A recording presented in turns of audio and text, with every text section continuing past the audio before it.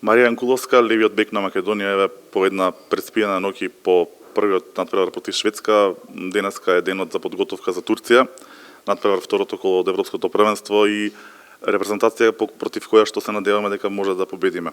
Кажи ми, еве, како ти го виде вчерашниот надпревар со Шведска и како се подготвувате за Турција? Па Шведска е една веле сила, се борат сепак за медал. Мислам дека ние сме млада екипа со помлади играчи и за нас тоа беше едно големо искуство. Нивната игра беше не знам, светска, совршена.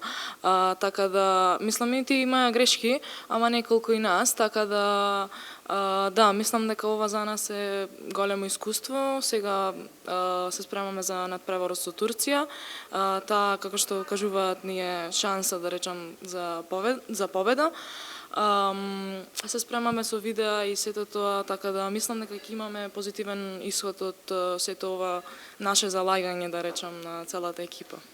Турција има голем напредок во последните неколку сезони. Колку ги анализиравте и од каде сметаш дека доаѓа најголемата опасност кон нашиот гол? Па имаат доста искусни играчи, добри финтери, имаат и шутер еден, мислам повеќе, но за едно од нив се работи повеќе се гледа. Ги анализиравме, мислам дека добро, уште ги анализираме, така да сметам дека можеме да се носиме добро и зашто да не изненадиме и да имаме добар исход, позитивен. Имаш играно за кадетската репрезентација, за младинската, сега си во сениорската. Ова е прв твој настав за сениорките на големо надпреварување. Какво беше чувство да се дебитира во Феникс арената?